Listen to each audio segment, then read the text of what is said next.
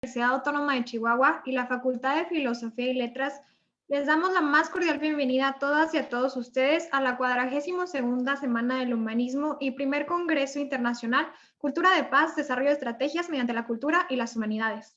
Antes de iniciar con la presentación de nuestra conferencista, les pedimos a todos que mantengan sus micrófonos apagados y que si tienen preguntas las coloquen en el chat para que sean leídas al finalizar la conferencia. En este día presentamos a Melanie Patricia Vigueria Perez, quien nos presenta el tema An Ethnographic Approach to Thomas King's Greengrass Running Water. Adelante, por favor.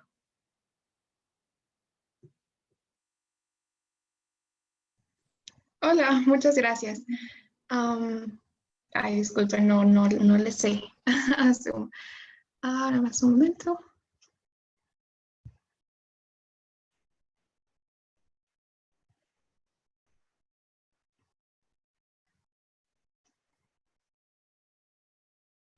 Okay.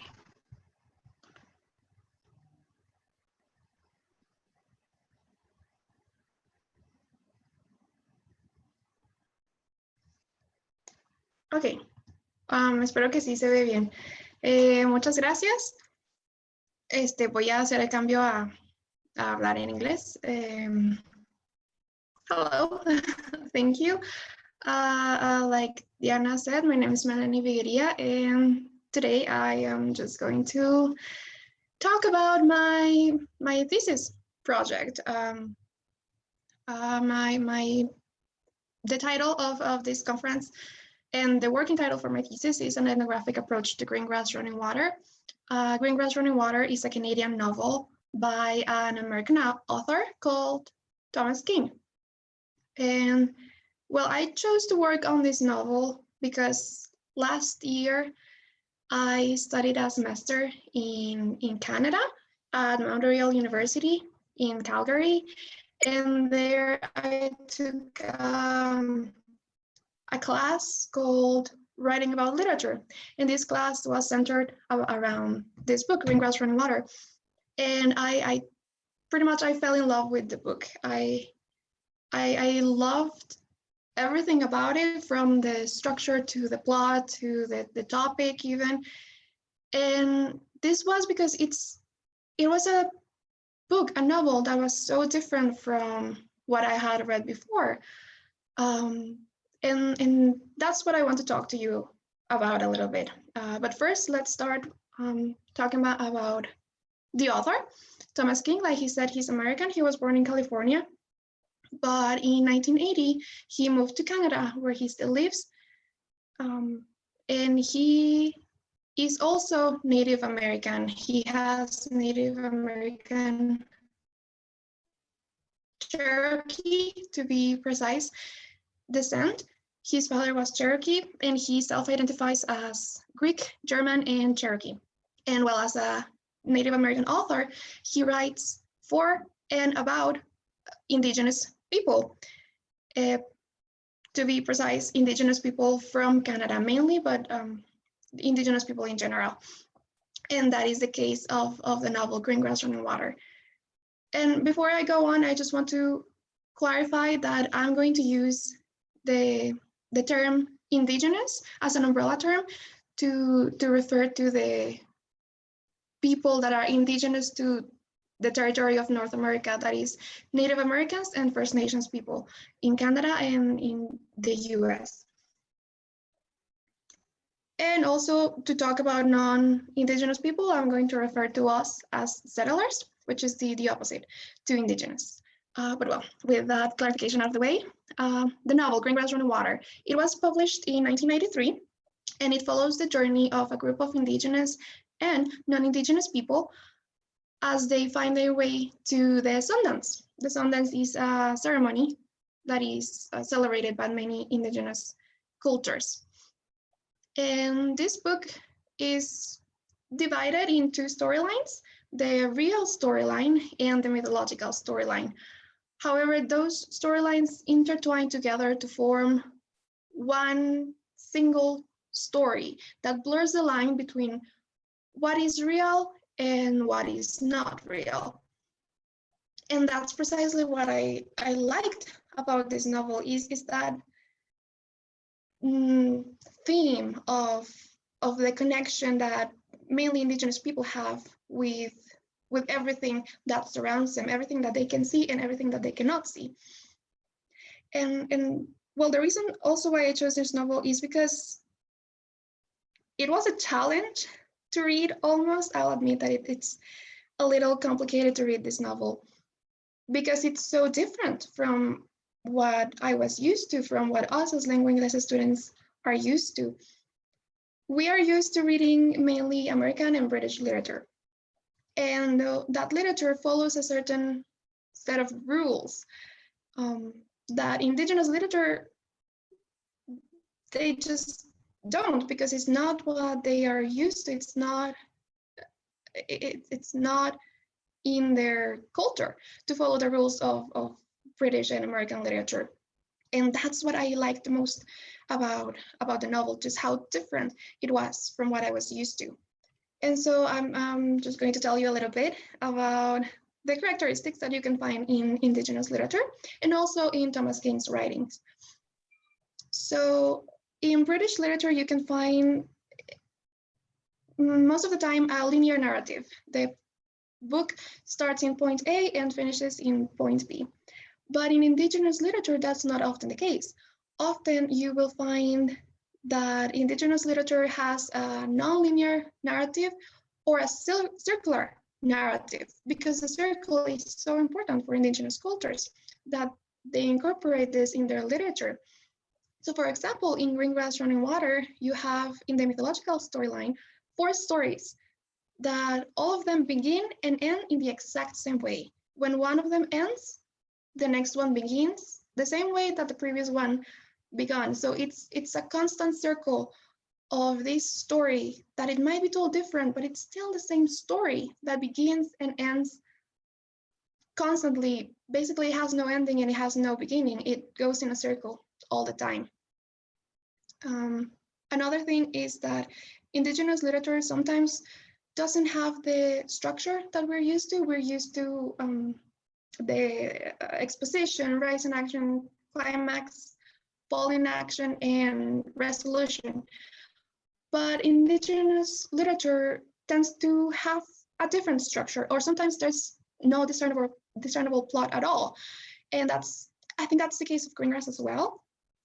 You have one point at the very end of the novel that could be considered the climax, but all of the text that came before that climax, it's the rise in action and the exposition at the same time. And after the climax, you only have fall in action. There's no resolution. There's no real resolution at the end of the novel. And that's, of course, it's not going to be everyone's cup of tea, but it's different. It's different from what I was used to, and that's what called me about this novel. And also in Indigenous literature, it doesn't tend to focus on one main character. It focuses on a community, on a group of people.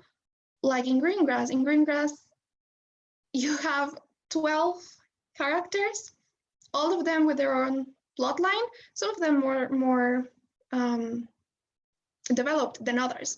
But at the end of the day, these 12 plot lines of these 12 different characters, they intertwine and they connect to make one story in which all of them are connected. And that's the beauty, I think, of Indigenous literature, that everything and everyone is connected.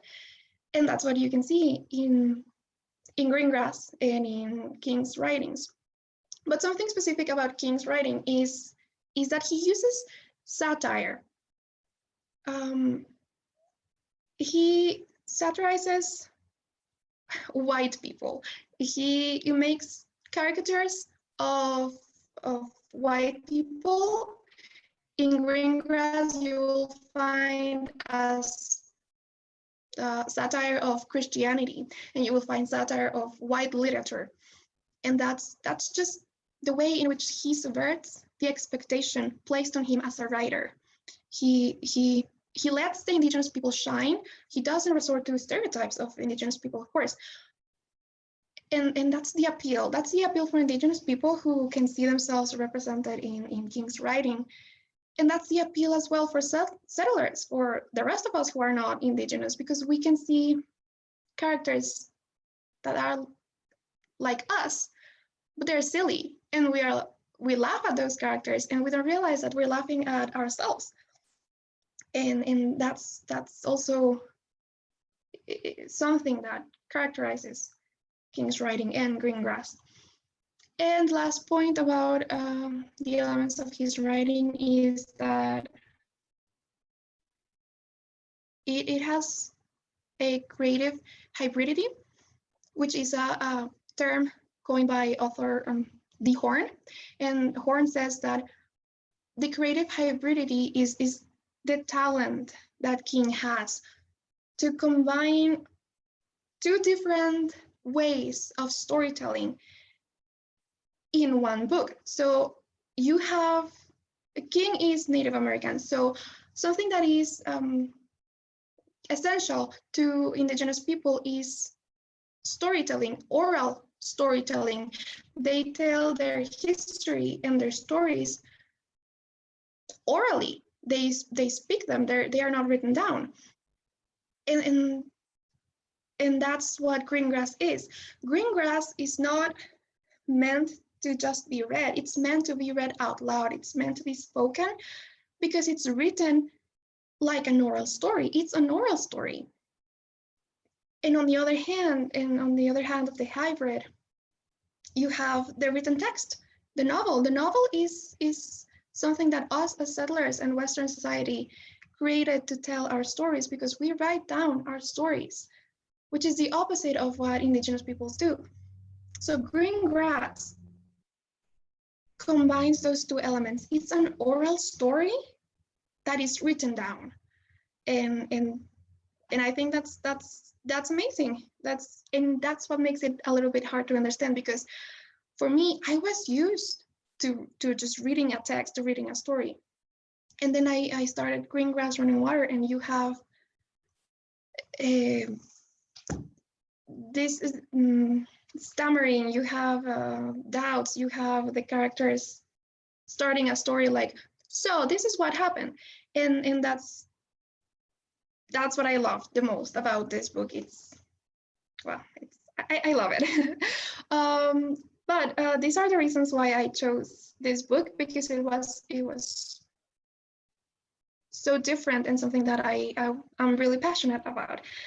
And so when I came back here last semester, it was my turn to take the research project class, and I took a spot with Frank, who luckily had already read Greengrass Running Water, and he was very interested in the idea that I had. And I decided to analyze the novel with the ethnography of communication approach, which is an approach that I also learned in one of Frank's classes. And so that's the approach that I decided to use and that Frank supported me with. And just in case you're not familiar with ethnography of communication, it's a type of discourse analysis that was proposed by Del Himes.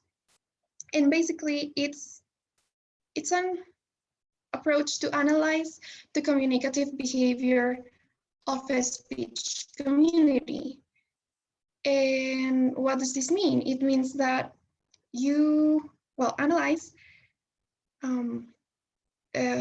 member of a speech community, the way that they communicate with other members of their speech community within the context of their speech community. And to make that a little bit clearer, the example that Frank gave us, I believe, is that us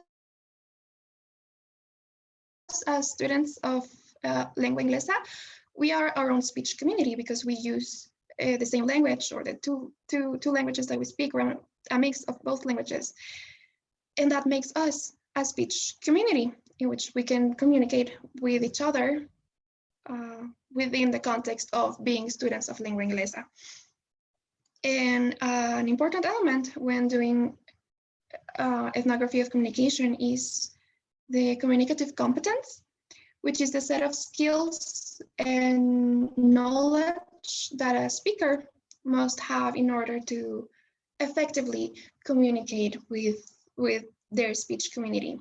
So all of us, we have that communicative competence because we can communicate with each other. But if we go to, say, letras españolas, we will not have the same communicative competence because we are not part of their speech community. And our communication will not be as effectual as if we were to communicate with another lengua inglesa student. And well, I chose this approach because I believe that ethnography of communication and analyzing the communicative behavior of a person, in this case a character, can tell us a lot about that character. It can tell us the motivations, the true meanings behind their words, and that's what tells us what this person is like, or how this person came to be that way. And so,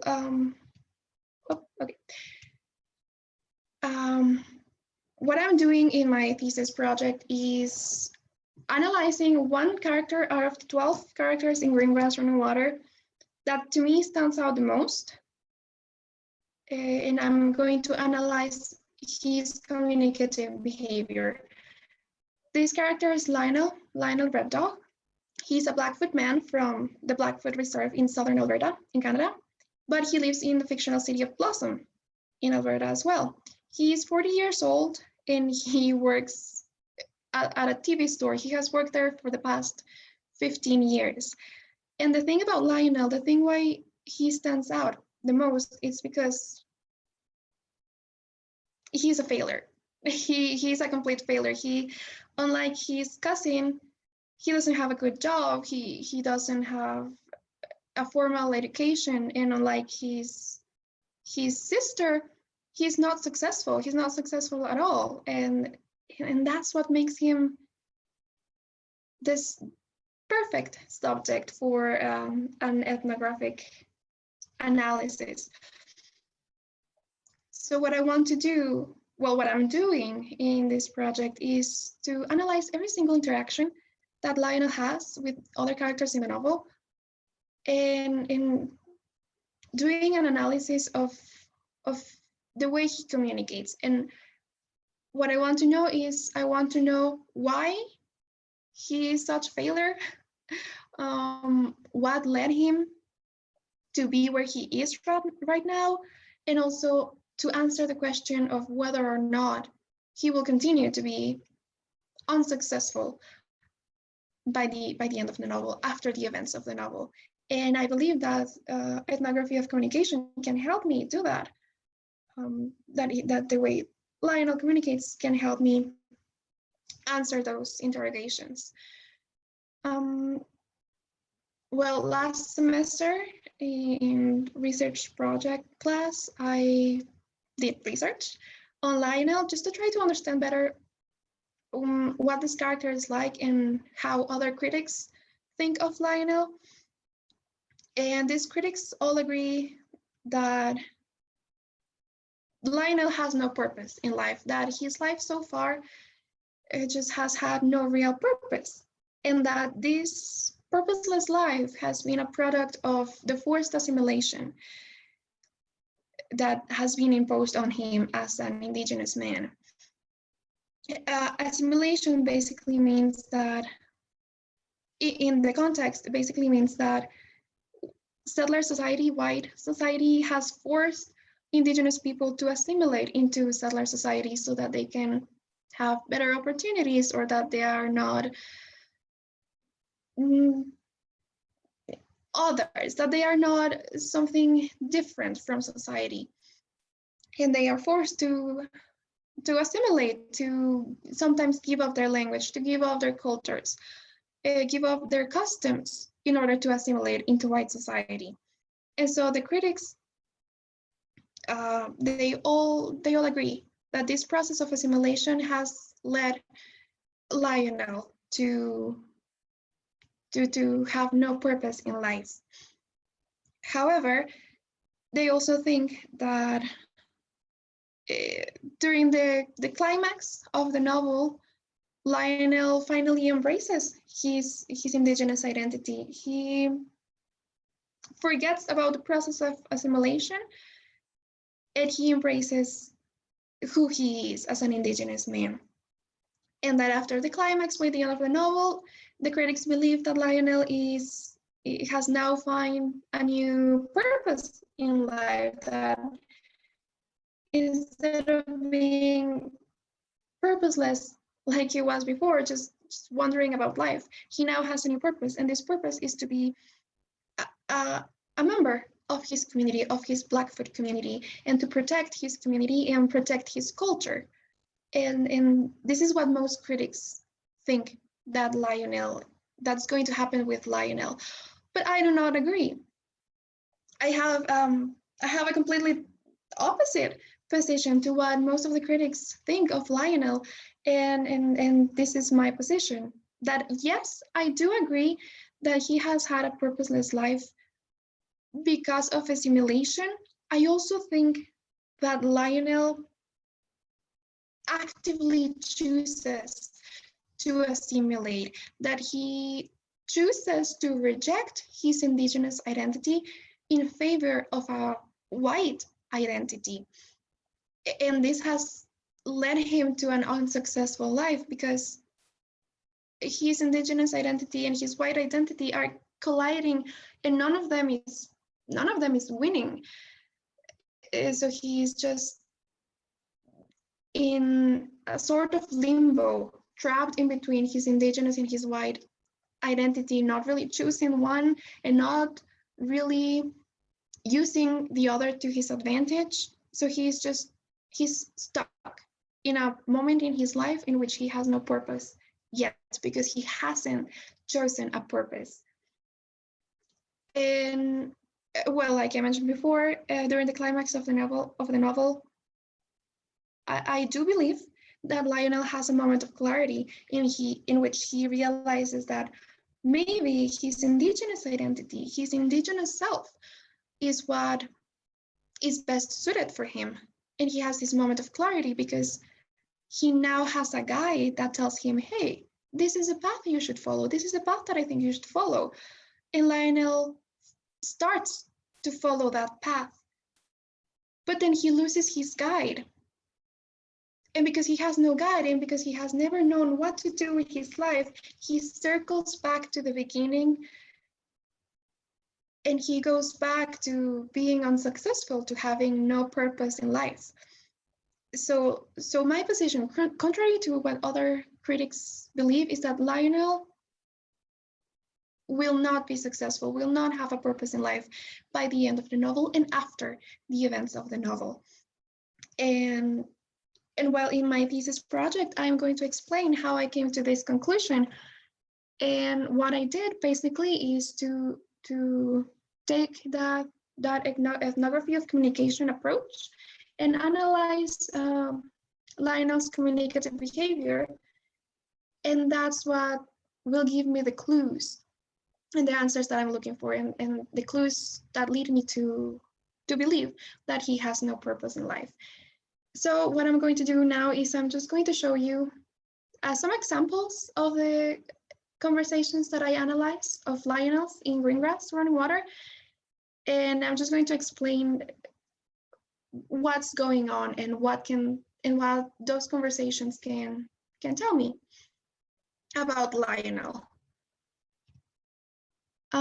So first of all, the first conversation here is a conversation between Lionel and his father when Lionel was 6 years old. Like I mentioned before, I believe that Lionel actively chooses a white identity over his indigenous identity. And I can say that because Lionel has always been obsessed with John Wayne. John Wayne was an actor, white actor, who portrayed the hero in many Western movies. And this hero always fought against Indians and killed Indians, and he's celebrated for that. So Lionel has always been obsessed with the idea of John Wayne, of being a hero, specifically being a white hero. So in this conversation that he has with his father, we see that his father is giving him options. He's saying, well, we also have other heroes in our community. We have warriors and chiefs, and your own great-grandmother could be a hero that you can look up to. But Lionel rejects that. He insists John Wayne. He doesn't say anything else than John Wayne, because that's what he wants to be. The idea that he has in his mind is that John Wayne is the ideal hero to be. So he shuts down everything that his father says. He hears him, but he doesn't listen to his father. And instead he just obsesses over John Wayne and this white idea, and this idea of the white hero. And that's Lionel's problem. In other conversations, particularly in conversations with his father, you will have Lionel's father telling him, not directly, but the idea is there, telling him that he wants Lionel to go back to his community, to help in the community, to join them at the Sundance. And Lionel rejects those invitations. He rejects those options that his father is giving him, and instead chooses to become a part of settler white society. And you can see that in all his conversations, in which he changes the topic completely. He ignores what his father, or he doesn't acknowledge what his father is asking and suggesting for him, and just changes the topic. But he does that consciously. He knows exactly what he's doing, and we know that because we have this other imaginary conversation in which Lionel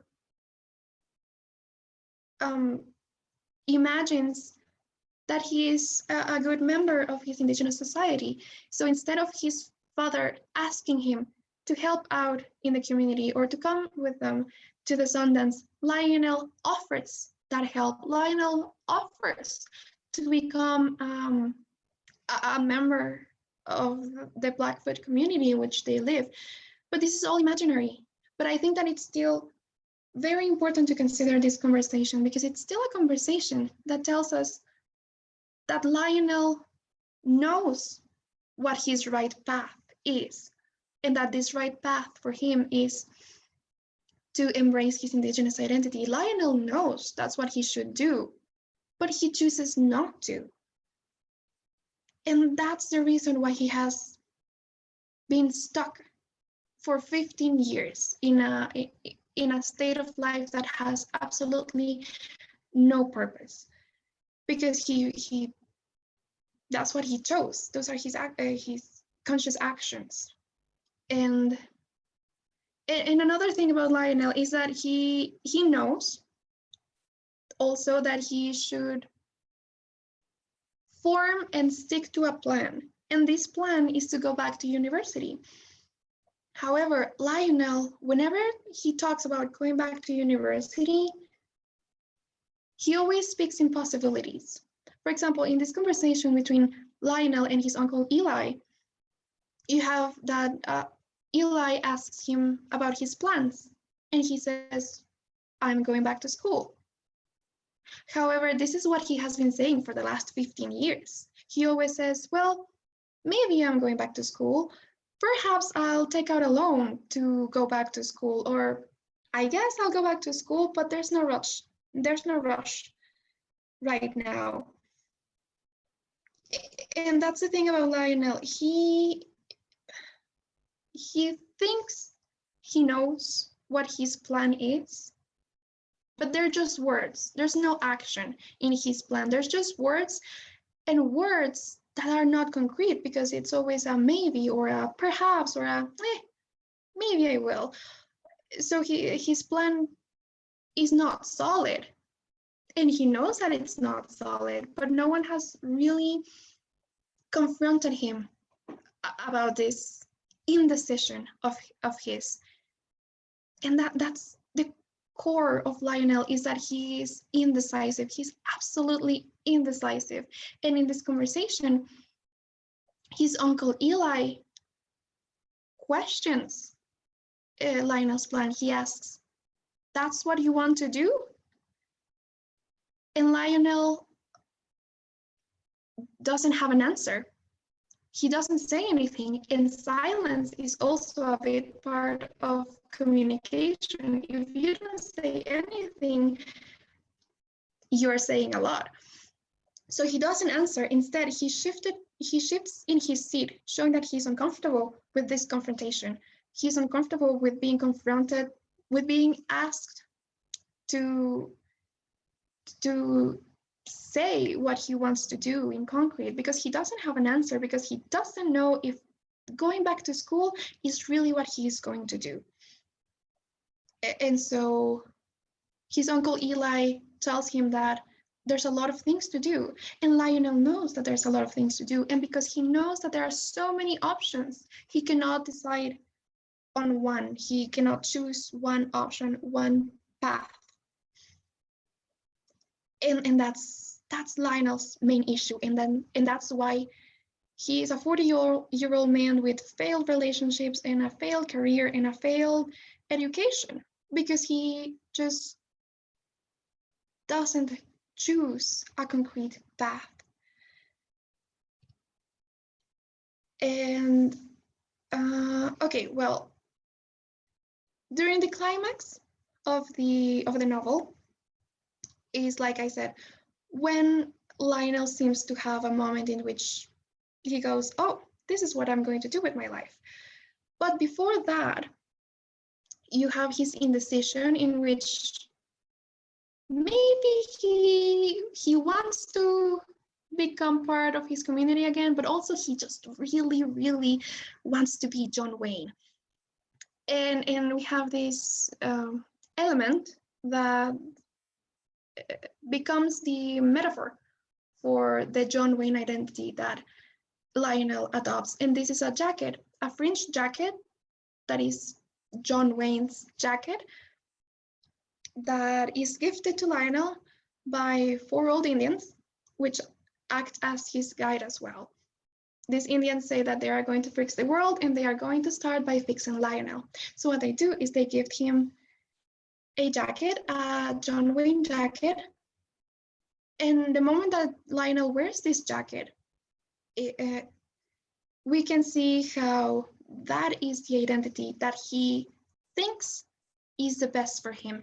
Because when he puts on the jacket, he's surprised by how soft and warm the jacket is, which indicates that he's comfortable with this identity of being John Wayne, being white John Wayne. He thinks that's what he wants to be, and the jacket basically confirms that he was right all along on being John Wayne.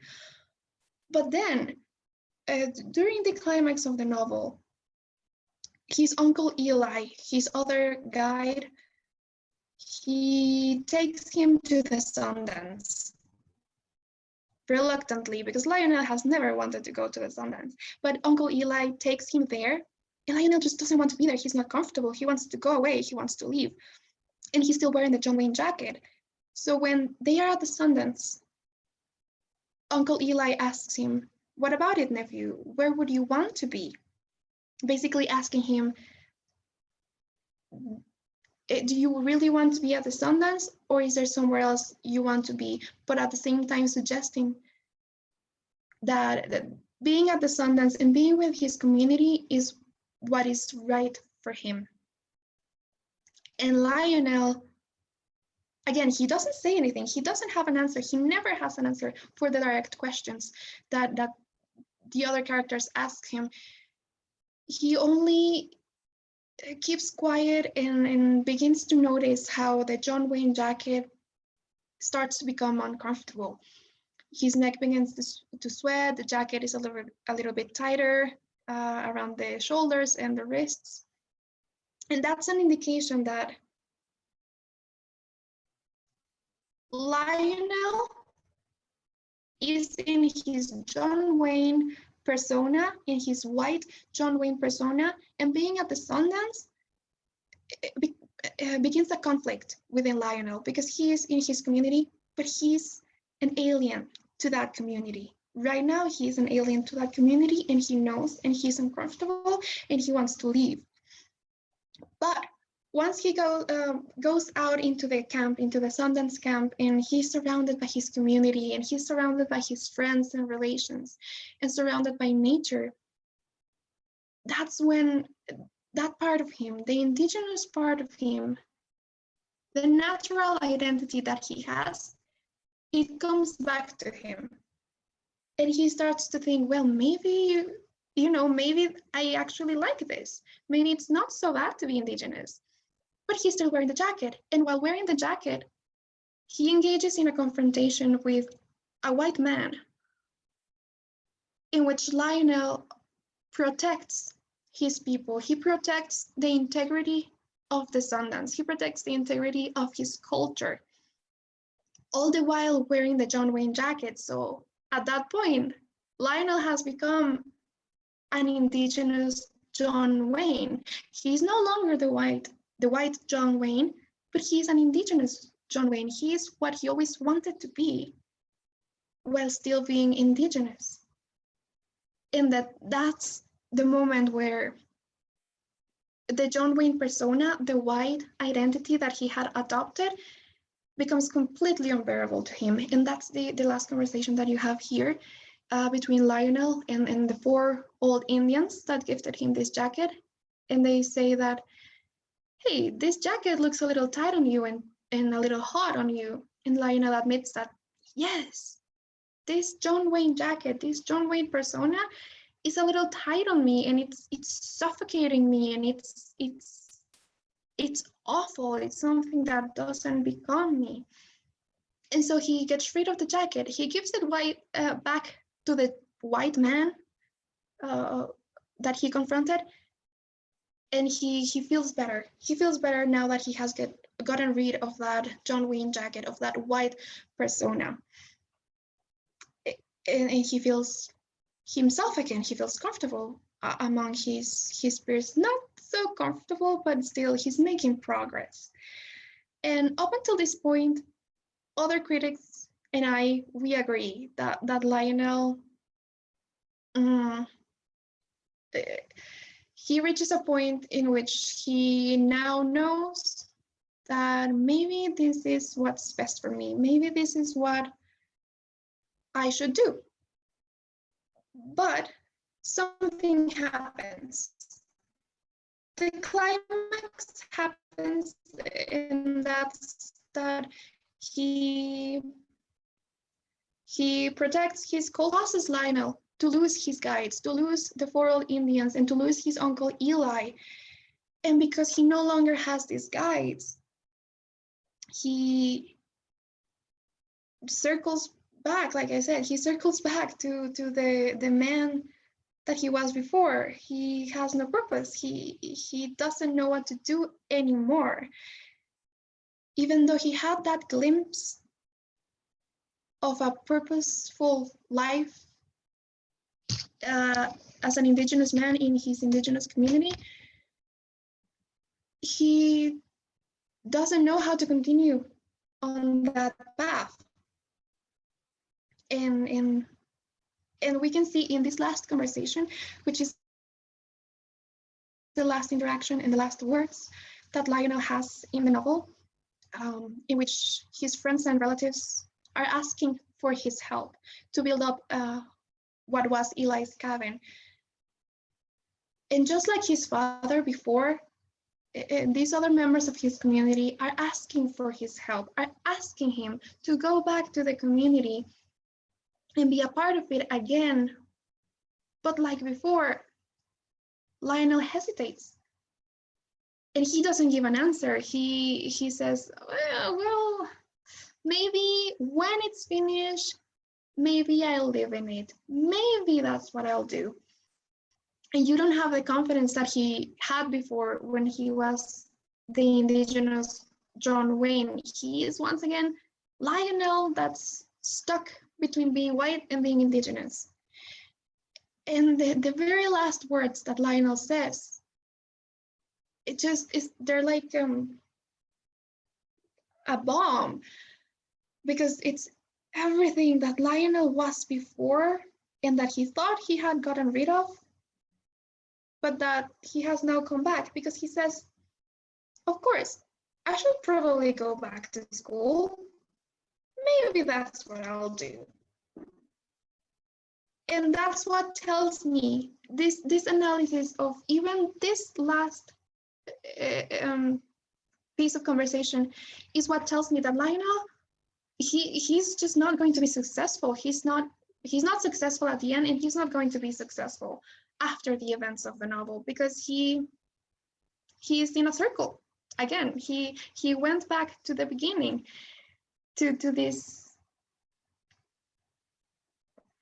failure of a life, and that's what my position is, that all of these conversations and all of this communicative behavior of Lionel tells me about Lionel, and it's just interesting to me how his words can show so much about him, and can show how he will just never have a purpose again. And well, that's what I've done the last semester, and in my thesis project. Of course, I still have a lot of work to do to better understand Lionel, but so far I have analyzed his communicative behavior, and I have reached a conclusion that to me is the true essence of the book, or the true essence of Lionel. And all of this I've done with just looking at his conversations. And well, that is all. That is all that I have to tell you about my thesis project and what I've done. And I hope that that I showed you a new side of literary analysis, and also that I showed you a new type of literature that you can find. And that would be all for me for now. So thank you very much, and if you have any questions, I'm open for them. Thanks. Muchas gracias, Melanie, por tu participación. Si alguien tiene preguntas, es momento de colocarlas en la caja del chat. Tienes una pregunta, dice, ¿Is your thesis a qualitative or mixed research? A qualitative or mixed research? Sí, igual están en el chat por si las quieres leer. Ah, okay, muy bien. It's qualitative. I'm not doing any quantity. It's literally literary analysis. I'm just analyzing what is in the novel and what is in the novel alone. I'm using, of course, theory, but I'm just using the text alone. So it's not mixed. It's just qualitative. Yeah. Yeah. And then Maffer, thank you, Maffer. I do have a copy of the novel, a digital copy of the novel, in case you are interested in reading. If you want to reach out to me, and I would like to share that with you.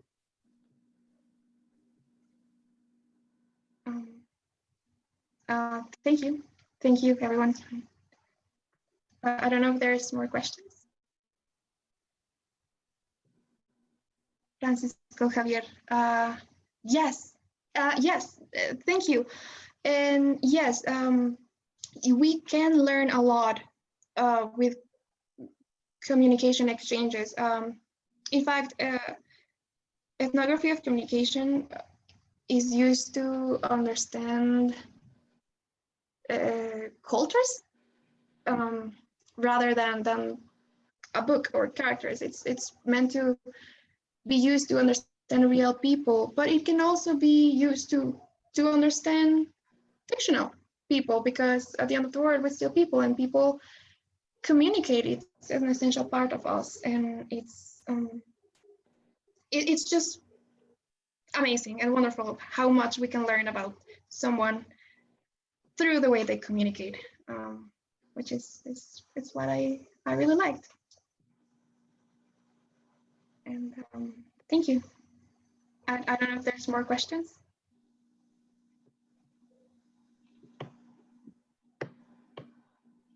Gracias, maestra. Maestra Felia. Thanks.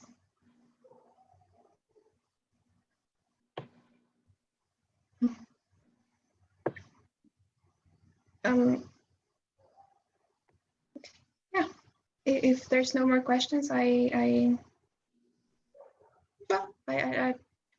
just have to, I don't know if you want me to share my email so they can contact me in case anyone wants to read the book. I don't know if that would be something you would like. Yeah, okay.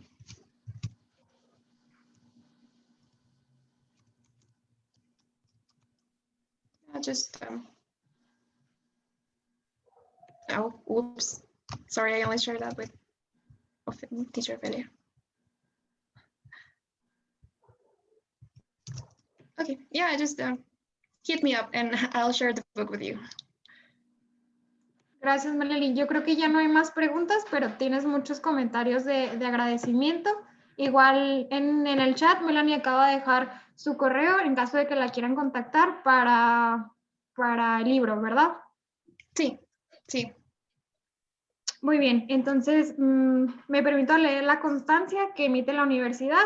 Dice, la Universidad Autónoma de Chihuahua, a través de la Facultad de Filosofía y Letras, otorga la presente constancia a Melanie Patricia Vigueria Perez por su valiosa participación como ponente con la ponencia An Ethnographic Approach to Thomas King's Greengrass Running Water, llevada a cabo de manera virtual dentro del marco de la 42ª Semana del Humanismo, Cultura de Paz, Desarrollo de Estrategias mediante la cultura y las humanidades, de la Facultad de Filosofía y Letras el día 29 de octubre del año 2020, de las 12 a la 1.